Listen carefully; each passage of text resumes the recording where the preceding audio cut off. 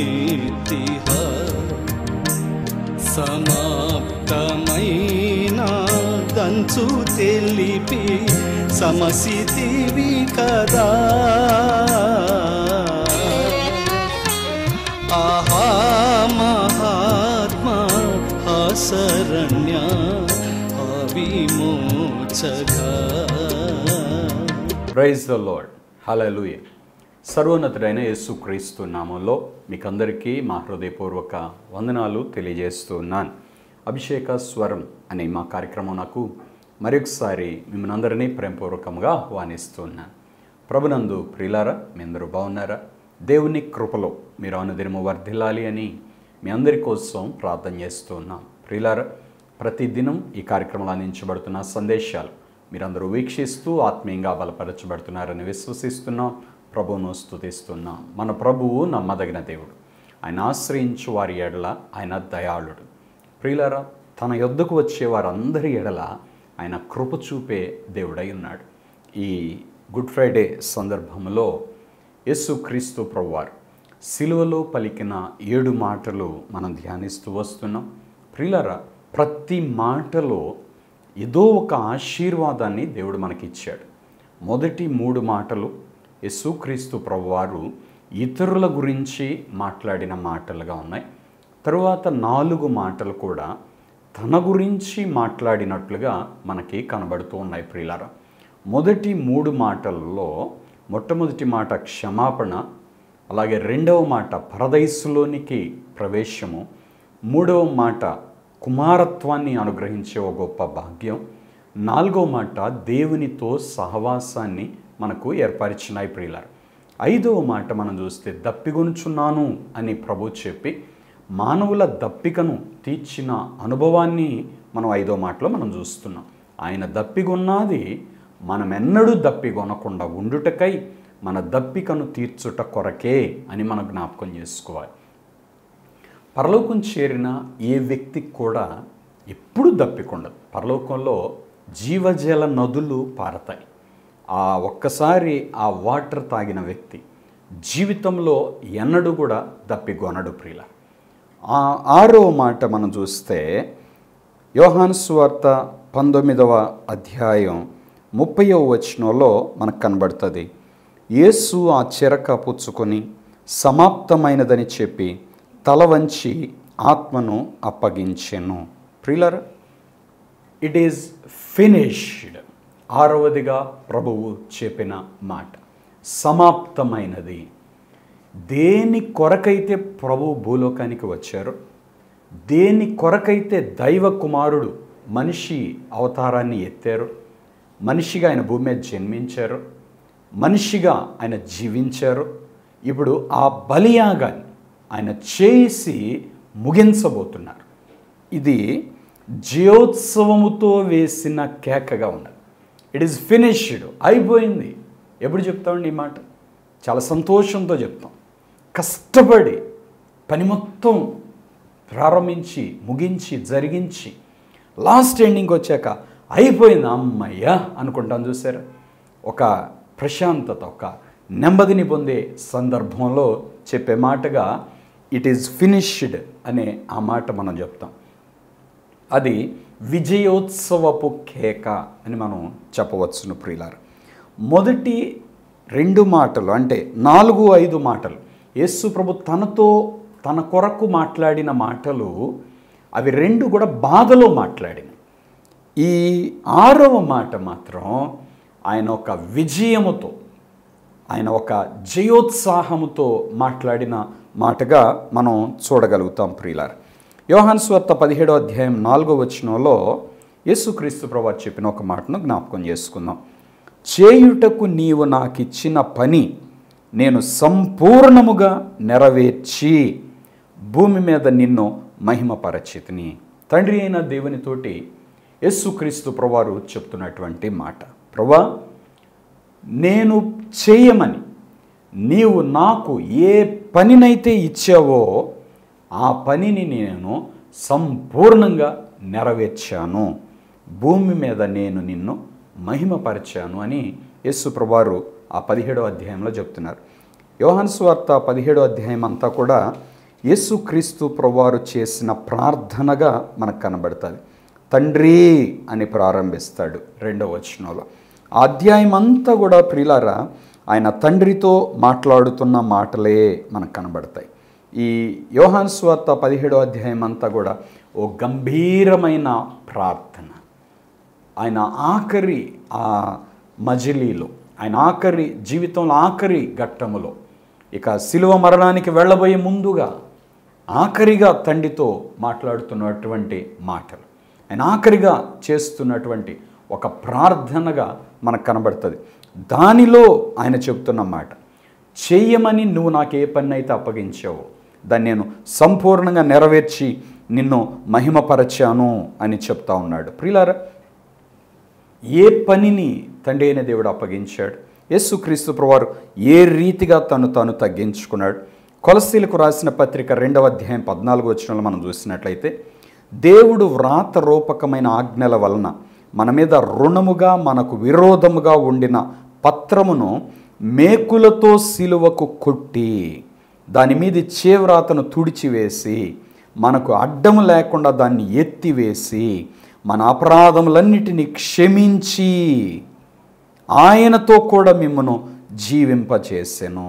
ప్రియులారా, ఇక్కడ మనం చూస్తే సిలువలో ప్రభువు చేసిన కార్యం, ఏ కార్యం సమాప్తమైందని ప్రభు చెప్పారో ఆ కార్యం మనకి ఇక్కడ కనబడుతూ ఉంటుంది. ప్రియులారా, దేవుడు ధర్మశాస్త్రం ప్రజల మీద ఒక భారంగా ఉంది. ధర్మశాస్త్రం శిక్షను తీసుకుని వస్తుంది. తప్పు చేసిన మానవుడు శిక్షను అనుభవిస్తున్నాడు, రక్షణ అనేది కనబడటలేదు.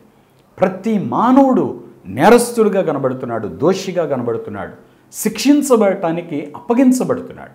అందరూ శిక్ష పొందితే రక్షణ పొందేవారు ఎవరు? ప్రియులారా, లోకంలో కూడా మనం గమనిస్తే ధర్మం రక్షిస్తుంది అంటారు. అంటే మంచివాడు రక్షించబడాలి, చెడ్డవాడు శిక్షించబడాలి. ఇది లోకం యొక్క నీతి అన్నమాట.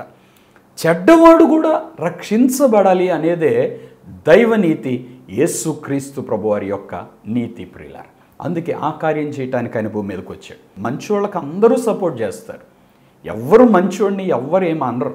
కానీ లోకమంతా వేలు పెట్టి చూపించేది ఎవరిని? చెడ్డోడిని. లోకమంతా శిక్షకు గురి చేసేది ఎవరిని? ఏదైనా ఒక తప్పు చేసిన వ్యక్తిని.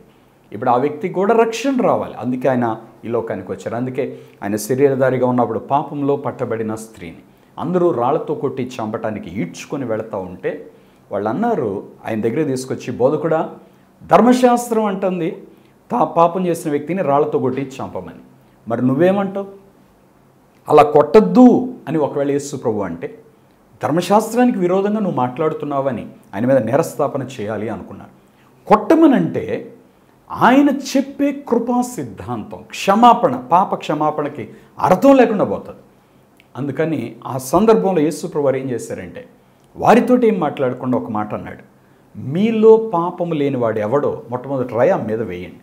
అంటే అక్కడ ఏంటంటే చేతి వ్రాత రూపకముగా మన మీద రుణముగా మనకు విరోధముగా ఉన్నటువంటి ఆ పత్రాన్ని దాన్ని కొట్టేశాడంతే, మేకులతో సిలువ కొట్టాడు.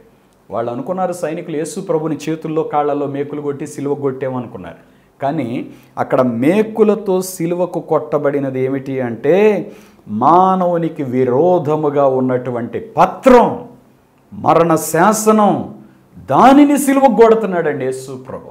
అది సమాప్తమైనదిగా ప్రభు చేస్తున్నాడు. ఇప్పుడు మానవుల మీద ఆ విరోధమైన పత్రం లేకుండా చేస్తున్నాడు. మానవునికి విరోధముగా ఉన్నటువంటి ఆ నేరస్థాపన లేకుండా చేస్తున్నాడు. ఇప్పుడు ఏ మనిషి పాపి కాదు, యేసు రక్తం ప్రతి పాపం నుండి కడిగి మనల్ని పవిత్రులుగా చేస్తాం. ఇప్పుడు మనం పరిశుద్ధులు, నీతిమంతులుగా మార్చబడుతున్నాం. ఇప్పుడు మనం దోషులము కాదు. అందుకే ఇప్పుడు కృప దొరుకుతుంది, ఇప్పుడు క్షమాపణ దొరుకుతుంది. దేవునికి మనకి అడ్డంగా ఉన్నటువంటి ఈ పాపాన్ని యేసుక్రీస్తు ప్రభువారు ఎత్తివేసాడంట. ప్రియులారా, మనకు అడ్డం లేకుండా దాన్ని ఎత్తివేసి మన అపరాధములన్నింటినీ క్షమించి ఆయనతో కూడా మిమ్మను జీవింపజేసెను. మరణం తీసేసి జీవాన్ని అప్పగించాడు. ప్రియులారా, సిలువలో చివరికి వెళ్ళేటప్పటికీ మానవునికి జీవం రావటం ప్రారంభించింది. మానవుని మీద ఉన్నటువంటి మరణం కొట్టివేయబడటం ప్రారంభించింది. మనకు జీవం ఇచ్చాడు, ఆయన మరణం తీసుకున్నాడు. అదే సమాప్తమైనది అనేది. యేసుప్రభువారు ఏ పాపం చేయాలి, పాపం వల్ల వచ్చు జీతం మరణం. కానీ ఆ మరణాన్ని ఆయన తీసుకొని పాపాన్ని కొట్టివేసి దేవుని కృపను మనకిస్తున్నాడు. అందుకే పౌలు భక్తుడు రోమాపత్రిక 6:23 అంటాడు, పాపం వల్ల వచ్చు జీతం మరణం అయినను మన ప్రభు అయిన క్రీస్తు యేసునందు ఆయన కృపా వరము మనకు నిత్య జీవాన్ని ఇస్తుంది. కాబట్టి ప్రియులారా, ఇప్పుడు మనం నిత్య జీవం కలిగిన వారుగా ఉన్నాం. దేవుని రాజ్యమునకు ధైర్యంగా వెళ్ళగలిగిన వారుగా ఉన్నాం. కృపాసింహాసనం యొద్దకు ధైర్యంగా మనం వెళ్ళే కృపను భాగ్యాన్ని ప్రభు మనకు ఇస్తూ ఉన్నాడు. కాబట్టి ఇప్పుడు మనం జ్ఞాపకం చేసుకోవాల్సిన ఒక విషయం ఏంటి అంటే, యేసు ప్రభువారు సిలువలో పలికిన సమాప్తమైనది అనే ఆ మాటలో మానవుని రక్షణను ఆయన సమాప్తం చేశాడు. మానవుని మీద ఉన్నటువంటి శాపాన్ని కొట్టివేసి సమాప్తం చేశాడు. మానవుని మీద ఉన్నటువంటి పాపాన్ని కొట్టివేసి ఆయన సమాప్తం చేశాడు. యెషయా గ్రంథం 53వ అధ్యాయం అంతా మనం గమనించినట్లయితే అక్కడంతా వ్రాయబడిన ఒక మాట ఏంటి అంటే, ఆయన మన కోసం ఏమేం చేశాడు. మనమందరం గొర్రెల వలె దారి తప్పిపోయాం. మనలో ప్రతివాడు తనకిష్టమైన త్రోవకు తొలిగాడు. అయితే మనందరి శిక్షను ఆయన భరించెను అనే మాటను మనం చూడగలుగుతాం ప్రియులారా. యెషయా గ్రంథం 53వ అధ్యాయము 3వ వచనం నుండి మనం చదవటం ప్రారంభిస్తే, అతడు తృణీకరించబడిన వాడు ఆయన. యేసుక్రీస్తు ప్రభువు చేసిన బలియాగాని గురించి, మనుష్యుల వలన విసర్జించబడిన వాడు, వ్యసనాక్రాంతుడుగా, వ్యాధిని అనుభవించిన వాడుగా, మనుషులు చూడనొల్లని వాడుగా ఉన్నాడు. అతడు తృణీకరింపబడిన వాడు గనుక మనం అతన్ని ఎన్నిక చేయకపోతేమి. నిశ్చయముగా అతడు మన రోగములను భరించెను, మన వ్యసనములను వహించెను. అయినను మొత్తబడిన వానిగా, దేవుని వలన బాధింపబడిన వానిగా, శ్రమ నొందిన వానిగా మనం ఆయన ఎంచాం. కానీ మన అతిక్రమ క్రియలను బట్టి ఆయన గాయపరచబడ్డాడు, మన దోషములను బట్టి ఆయన నలగొట్టబడ్డాడు. మన సమాధానార్థమైన శిక్ష ఆయన మీద పడింది. అతడు పొందిన దెబ్బల చేత మనకు స్వస్థత కలుగుతుంది. మనందరము కూడా గొర్రెల వలె త్రోవ తప్పిపోయాం. మనలో ప్రతివాడు తనకిష్టమైన త్రోవకు తొలిగాడు. యెహోవా మనందరి దోషమును అతని మీద మోపెను. చూసారా, మనందరి దోషం ఆయన మీద మోపబడింది, కానీ దాన్ని ఆయన తీసుకున్నాడు. ఇంకా ఇక్కడ క్రింద ఏమని రాయబడుతూ ఉందంటే ప్రియులారా, అన్యాయపు తీర్పు నొందిన వాడై అతడు కొనిపోబడిన, అతడు నా జనుల అతిక్రమమును బట్టి మొత్తబడిను కదా. సజీవుల భూమిలో నుండి అతడు కొట్టివేయబడిను, అయినను అతని తరములో సంగతి ఆలోచించిన వారు ఎవరు? తర్వాత అంటే మరణము పొందునట్లు అతడు తన ప్రాణమును దారబోసాను. అతిక్రమము చేయు వారిలో, అంటే దొంగల మధ్యలో సిలువ వేశారు కదండి, ఎంచబడిన వాడు ఆయన. అనేకుల పాపమును భరించుచు తిరుగుబాటు చేసిన వారి గురించి కూడా విజ్ఞాపన చేశాడు. అంటే పాపము నుండి మనిషిని రక్షించుట అనేది ఆయన సిలువలో పలికిన మొదటి మాట నుండే ప్రారంభమైంది. తండ్రి, వీరేమి చేయుచున్నారో వీరెరుగరు గనక వీరిని క్షమించు. అక్కడ వారు చేస్తున్నది ఒక పాపం, కానీ అక్కడ నుండి క్షమాపణ తీసుకొచ్చేసి శిక్ష కొట్టివేయబడింది. యేసు ద్వారా శిక్ష కొట్టివేయబడింది. అందుకే రోమపత్రికలో పౌలు భక్తుడు రాస్తాడు, కాబట్టి ఇప్పుడు క్రీస్తు యేసు నందున్న వారికి ఏ శిక్షా విధియు లేదు. సిలువలో ఆయన ఆ శిక్ష మొత్తం సమాప్తం చేసేసాడు. కాబట్టి ప్రియులారా, మనం జ్ఞాపకం చేసుకోవాలి, యేసు క్రీస్తు ప్రభువారు సిలువలో చేసిన బలియాగం మనందరికి కూడా రక్షణ తీసుకుని వచ్చింది. ఇప్పుడు మనం చదువుకున్న ఈ యెషయా గ్రంథంలోని ఈ ప్రవచనాలన్నిటినీ కూడా యేసు ప్రభు సిలువ బలియాగములో ఆయన నెరవేర్చినట్లుగా మనం చూస్తూ ఉంటాం ప్రియులారా. అది దేవుని యొక్క ఒక వాగ్దానం కూడా. మరణ శాసనం రాసిన వాడు దాన్ని అనుభవించి దాన్ని కొట్టివేశాడండి. పాపం వల్ల వచ్చే జీతం మరణం అని రాసింది దేవుడే, దాన్ని మానవుని మీద నుండి తీసివేసింది దేవుడే. అది ఎలా తీసివేశాడంటే మరణ శాసనం రాసి దాన్ని ఆయనే భరించి దాన్ని ఆయన కొట్టివేశాడు. అందుకే ఇప్పుడు మరణపు ముళ్ళు విరవబడింది. మరణపు ముళ్ళు పాపం, దాన్ని విరిచాడు. ఆయన పరిశుద్ధుడిగా మరణించాడు, ఆయన పాపిగా మరణించలేదు. కాబట్టి పరిశుద్ధుడు కాబట్టి ఇప్పుడు ఆయన మరణం దగ్గరికి వెళ్ళిన మరణానికి ఆయన మీద అధికారం లేదు ప్రియులారా. అందుకే సిలువలో ఆయన పలికిన మాట సమాప్తమైనది. ఎప్పుడు ఈ మాట చెప్పాడు తెలిసిన? చేదు చెరకను పుచ్చుకొని చెప్పాడు. దప్పిగొనుచున్నాను అని చెప్పినప్పుడు సమాప్తమైందని లేదు. దప్పిగొనుచున్నాను అన్నప్పుడు ప్రజలందరూ నా యొద్దకు రండి అని, ఇప్పుడు ప్రజలందరినీ ఆయన యొద్దకు తీసుకొని ఆయన చేతిలో పట్టుకొని ఇట్ ఈస్ ఫినిష్డ్ అన్నాడు, సమాప్తమైంది. చేదు చిరకను ఎప్పుడైతే ఆయనకి ఇచ్చారో, ఆయన ఎప్పుడైతే దాన్ని తీసుకోలేదో, ఆ మత్తును తీసుకోవాలి, ఆ నొప్పి తెలియని దాన్ని తీసుకోవాలి, నొప్పి భరించడానికి ఇష్టపడ్డాడు. అప్పటికి ఆయన శరీరంలో రక్తమంతా కారిపోయింది. చాలా చివరి మెట్టుకొచ్చేసాడు. ఆయన శరీరంలో బలమంతా తగ్గిపోతా ఉంది.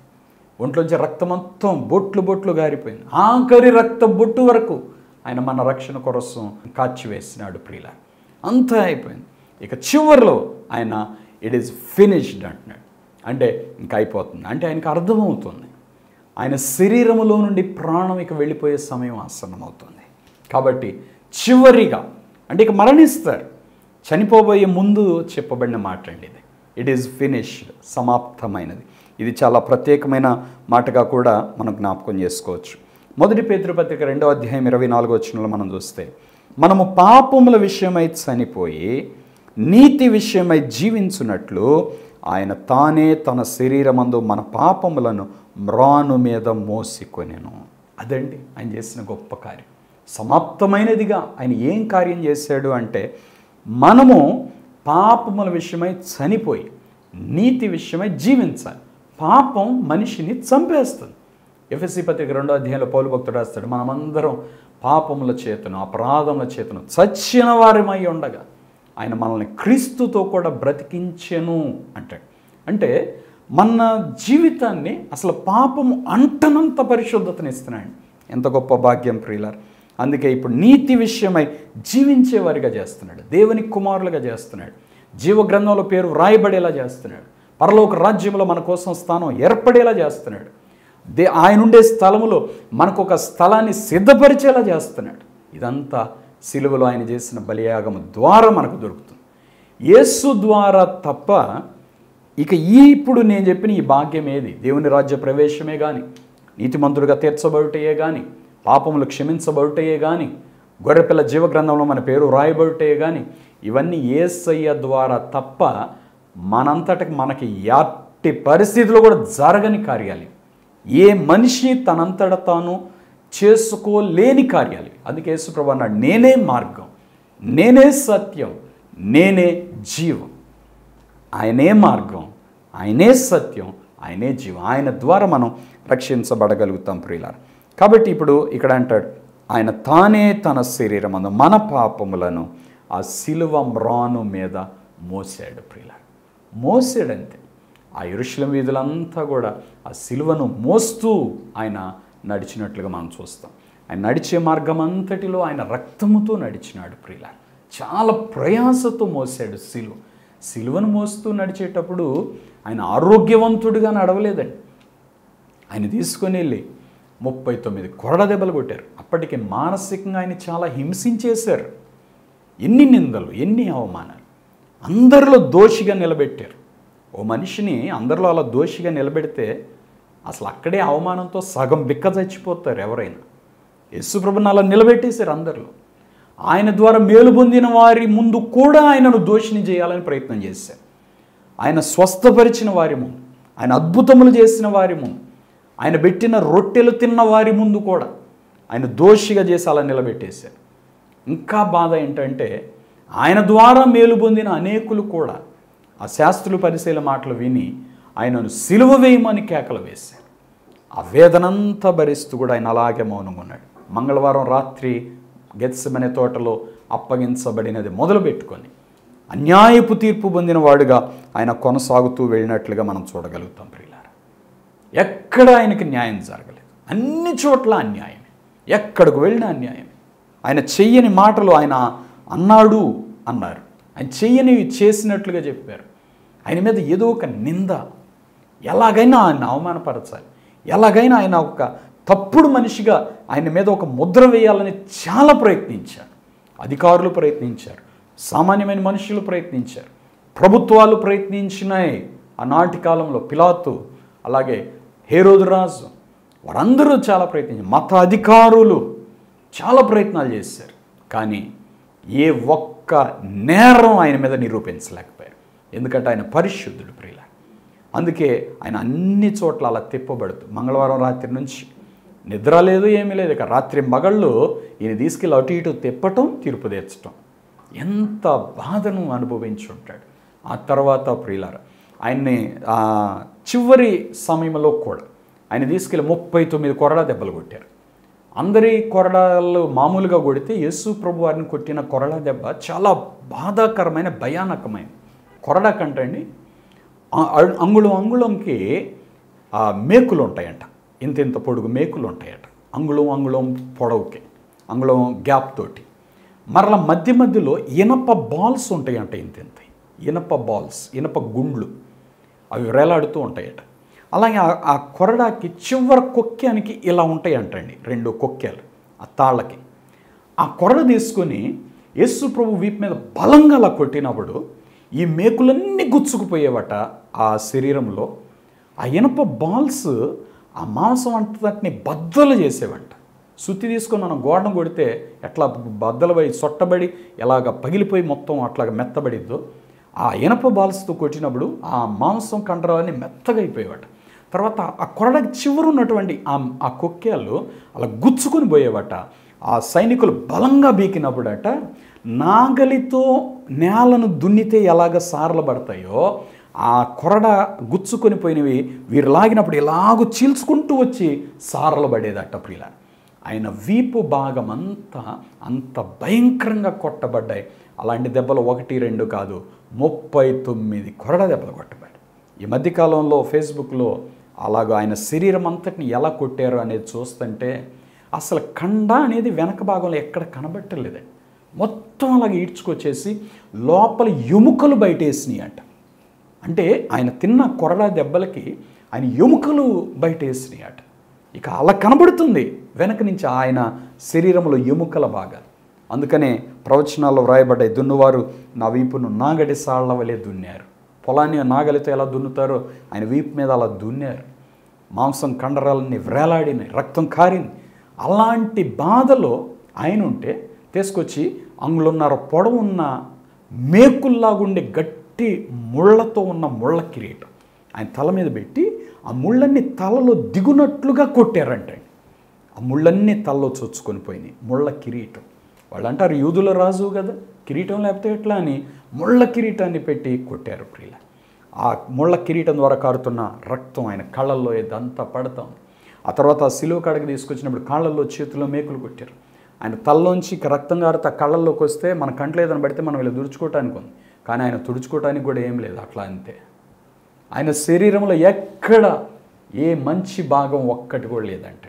ముఖమంతా పిడిగొద్దులతో రూపం కోల్పోయాడు. 10,000లో అతి సుందరుడు మనుష్యులలో చూడనొల్లని వానిగా మారిపోయాడు. యెషయా గ్రంథం 53వ అధ్యాయంలో ఇప్పుడు మనం చదువుకున్న ఆ వాక్యములన్నిట్లో ఇంత కార్యం చేశాడు. ఇంత బాధపడుతూ ఉన్న ఆయన్ని ఆ భుజం మీద సిలువ పెట్టారు.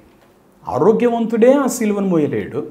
అలాంటిది ఆయన అటువంటి పరిస్థితిలో ఆ డోలరోసా మార్గములో పిలాతు న్యాయ మందిరము దగ్గర నుండి గొల్గొతా కొండకు వెళ్ళే ఆ దారంతా ఆయన సిలువను మోస్తూ సాగినాడు ప్రియుల.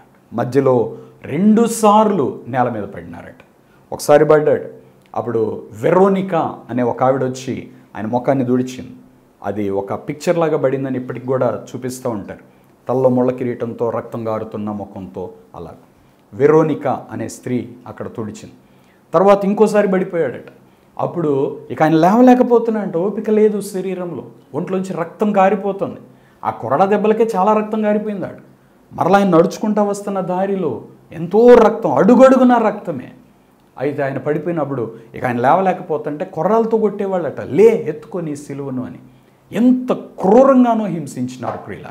యేసు ప్రభువుని హింసించినంత భయంకరంగా ప్రపంచ చరిత్రలో అటువంటి హింసను ఇంకా ఏ వ్యక్తి భూమి మీద ఇప్పటి వరకు అనుభవించలేదు. ఎందుకంటే ఆయన లోక పాపములను మోసుకొని పోయిన దేవుని గొర్రెపిల్లగా ఆయన ఉన్నారు ప్రియుల. తర్వాత ఆయన పడిపోయినప్పుడు కురేనీయుడైన సీమోన్ని లాగారు ఆ సిలువను మోసుకొని వెళ్ళటానికి. అంటే వాళ్ళందరూ దారిని అక్కడ నిలబడి చూస్తూ ఉన్నారు. ఆయనలా అయితే సీమోను దాన్ని పట్టుకొని అలా ఒక్క అడుగు వేసాయంట.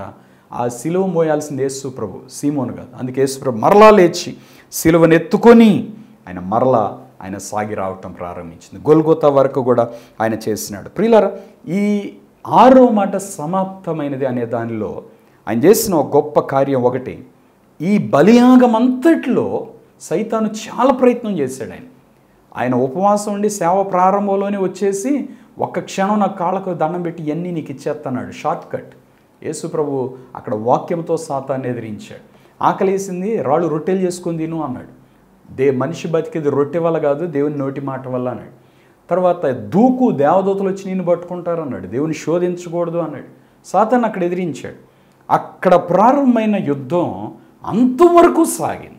గెత్సెమనే తోటలో కూడా యేసు ప్రభు ఒకనొక సందర్భాలు అంటారు, తండ్రి నీ చిత్తమైతే గిన్నె నా యొద్ద నుండి తీసివేయి, అయినను నా చిత్తము కాదు నీ చిత్తమే నెరవేరునుగా, కానీ ఆ గిన్నెలో నేను తాగుతాను ప్రభు అని తను అప్పగించుకున్నారు ప్రభు ప్రియుల. ఇప్పుడు సమాప్తమైందనే ఈ మాటకు మనం ఏమేమి జ్ఞాపకం చేసుకోవచ్చు అంటే, ఒకటి సాతానుపై విజయం అన్నమాట. 1 యోహాను పత్రిక 3వ అధ్యాయం 8వ వచనంలో రాయబడిన మాట, అపవాది యొక్క క్రియలను లయపరచుటకే దేవుని కుమారుడు ప్రత్యక్షమాయను. ఎందుకు? యేసు ప్రభు మీద పుట్టింది సాతాను కార్యాలన్నీ లయపరిచి సాతాను మీద విజయం సాధించడానికి. అలాగే రెండవది మానవుని యొక్క రక్షణ. మానవునికి రక్షణ లేదు, పాప క్షమాపణ లేదు. మానవునికి పాప క్షమాపణ ఇచ్చి రక్షణ ఇవ్వటానికి ఆయన దిగి వచ్చాడు. ఆ కార్యాన్ని ఆయన సమాప్తి చేసినాడు ప్రియుల. సాతానుపై విజయం, మానవునికి రక్షణ, మానవునికి యేసుక్రీస్తు ప్రభువు ద్వారా సాతానుపై పాపముపై విజయం, తద్వారా నిత్య నరకము నుండి తప్పించబడే అనుభవం, నిత్య జీవమును పొందుకునే అనుభవం. ఈ గొప్ప కార్యాన్ని యేసుక్రీస్తు ప్రభువారు సమాప్తం చేసినారు ప్రియులారా. ఈ కార్యమునకు, సాతానుపై విజయమునకు మనం చూస్తే ఆదికాండం 3వ అధ్యాయం 15వ వచనంలోనే ఓ చక్కని మాట రాయబడ్డది, మరియు నీకును స్త్రీకిని నీ సంతానమునకు ఆమె సంతానమునకు వైరము కలగజేసేదను, అది నిన్ను తల మీద కొట్టును, నీవు దాన్ని మడిమి మీద కొట్టుదు అని చెప్పాను. ప్రియులారా, యేసుక్రీస్తు ప్రభు సాతాన్ని తల మీద కొట్టి చితగొట్టేశాడు. అది యేసు ప్రభుని ఎక్కడ కొట్టిందంట? మడిం మీద కొట్టింది. అందుకే ఆయన కాళ్ళలో మేకులు కొట్టబడ్డాయి. పాము ఒక మనిషిని ఆ మడి మీద కొడుతుంది. మడిమే అంటే కాళ్ళు, కాళ్ళు అంటే నడక, నడక అంటే ప్రవర్తన. మనిషి ప్రవర్తనను పాడు చేయాలని సైతం చేస్తే ఆ పాపాన్ని తీసివేశాడండి. తన అనుభవ జ్ఞానము చేత అనేకులను నిర్దోషులనుగా చేయును అని యెషయా 53వ అధ్యాయంలో చివరి వచనాల్లో వ్రాయబడుతుంది ప్రియులారా. ఆయన అనుభవ జ్ఞానం ఏంటి అంటే మనుషులందరినీ నిర్దోషులుగా చేయుట. అదే సమాప్తమైనది అని ప్రభు ఇక్కడ చెప్తూ ఉన్నారు. కాబట్టి ప్రియులారా, మానవుని రక్షణను ప్రభు సమాప్తం చేసి సంతోషంతో విజయోత్సవంతో వేసిన కేకగా ఈ 6వ మాట ఉంది అని మనం జ్ఞాపకం చేసుకోవచ్చు. ప్రార్థన చేసుకుందాం. తల వంచి కళ్ళు మూసుకొని, పరిశుద్ధమైన తండ్రి, ప్రేమ కలిగిన ప్రభువా, సిలువలో మీరు పలికిన 6వ మాట సమాప్తమైనది, మానవుని రక్షణ సమాప్తమైనది అని, శత్రువైన సాతానుపై విజయాన్ని మాకు దయచేశారని మీరు తెలియజేసిన మీ మాటలను బట్టి స్తోత్రం. ప్రవచన సారముగా ప్రతి వాక్యాన్ని మీరు నెరవేరుస్తూ వచ్చినందుకు మీకు స్తోత్ర తండ్రి. అయ్యా, మీరు చేసిన ప్రతి ఘనకార్యాన్ని బట్టి స్తోత్రాలు. శత్రువుపై జయమిచ్చారు, పాపంపై జయమిచ్చారు, నిత్య నరకాగ్ని నుండి విడుదల ఇచ్చారు, విమోచన ఇచ్చారు. నాయన మీకు స్తోత్ర. ఈ కార్యక్రమం చూస్తే మా ప్రియులందరినీ దర్శించండి. నీ సిలువ బలి యాగమును అర్థం చేసుకొని నీ రక్షణను పొందుకుంటూ కృపను దయచేయండి. చేరవచ్చిన మా ప్రియులందరికీ నీ కృపను, సమాధానమును, ఆశీర్వాదమును దయచేయండి. విత్తబడిన వాక్యం నీరుగట్టి ఫలింపచేయండి. ఇంకనూ నీ సిలువను ధ్యానిస్తూ నీకు సమీపస్తులుగా వచ్చి నీలో నిలిచి ఆనందిస్తూ ఫలించేడి వారుగా మమ్మల్ని అందరినీ చేయండి. కార్యక్రమం చూస్తున్న ప్రతి వ్యక్తిని, ప్రతి కుటుంబాన్ని ఆశీర్వదించండి. ఆయన అనారోగ్యంతో బాధపడుతున్న బిడ్డలు ముట్టి స్వస్థపరచండి ప్రభు. అయ్యా, ప్రతి వ్యక్తికి రక్షణ దయచేయండి, ప్రతి వ్యక్తికి నూతన జీవమును దయచేయండి, ప్రతి వ్యక్తి నిత్య రాజ్యములు నీతో ఉండునట్లుగా సహాయం చేయండి. ఈ విత్తబడిన వాక్యం మా హృదయాల్లో నీరు కట్టి ఫలింపచేయండి. వాక్యం చూస్తున్న బిడ్డలందరినీ దీవించుమని యేసు నామంలో ప్రార్థిస్తున్నాను తండ్రి, ఆమేన్. ప్రియులారా, ఈరోజు కార్యక్రమం ద్వారా మీరు దీవించబడారని నమ్ముతున్నా.